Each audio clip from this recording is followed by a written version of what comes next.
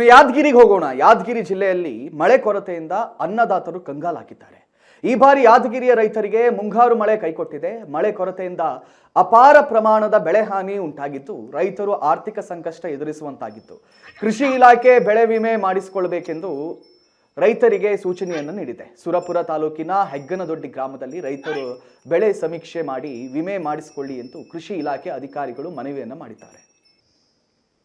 ಜಿಲ್ಲೆಯ ಎಲ್ಲ ರೈತರಿಗೂ ನಮಸ್ಕಾರಗಳು. ಕರ್ನಾಟಕ ರೈತ ಸುರಕ್ಷಾ ಪ್ರಧಾನಮಂತ್ರಿ ಫಸಲ್ ಬಿಮಾ ಯೋಜನೆ ಜಿಲ್ಲೆಯಲ್ಲಿ ಜಾರಿಗೊಳಿಸಿದ್ದೀವಿ. ಈ ಸಂದಿಗ್ಧ ಪರಿಸ್ಥಿತಿಯಲ್ಲಿ ಮಳೆ ಕಡಿಮೆ ಆದಲ್ಲಿ ಇಳುವರಿ ಕುಂಠಿತ ಆಗ್ತಕ್ಕಂಥ ಸಂದರ್ಭದಲ್ಲಿ ಕಡ್ಡಾಯವಾಗಿ ಎಲ್ಲ ರೈತರು ಈ ಬೆಳೆ ವಿಮೆಯನ್ನು ಮಾಡಿಸ್ಕೋಬೇಕಂತ ಕೇಳ್ಕೊಳ್ತೀನಿ.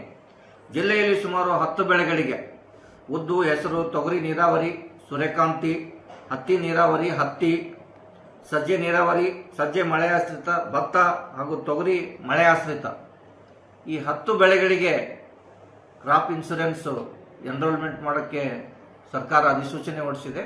ಅದಕ್ಕಾಗಿ ಎಲ್ಲ ರೈತರು ಈ ವರ್ಷ ಮಳೆಯ ಒಂದು ಅಭಾವ ಇರೋದರಿಂದ ಈಲ್ಡಲ್ಲಿ ನಮಗೆ ಒಂದು ಇಳುವರಿಯಲ್ಲಿ ವ್ಯತ್ಯಾಸ ಕಂಡು ಬರೋದ್ರಿಂದ ಎಲ್ಲ ರೈತರು ಈ ಬೆಳೆ ವಿಮೆಯನ್ನು ಕಡ್ಡಾಯವಾಗಿ ಮಾಡಿಸ್ಬೇಕಂತ ಹೇಳಿ ಕೇಳ್ಕೊತೀನಿ.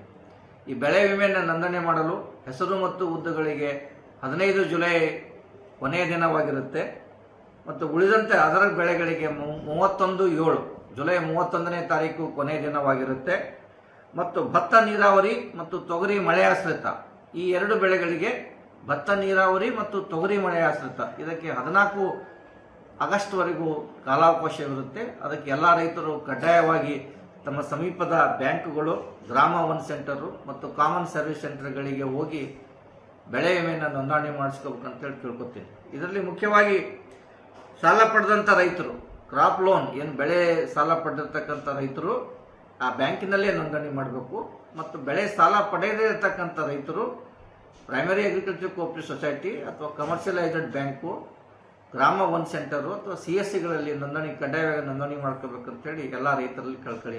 ಜಿಲ್ಲೆಯ ಎಲ್ಲ ರೈತರಿಗೂ ನಮಸ್ಕಾರಗಳು.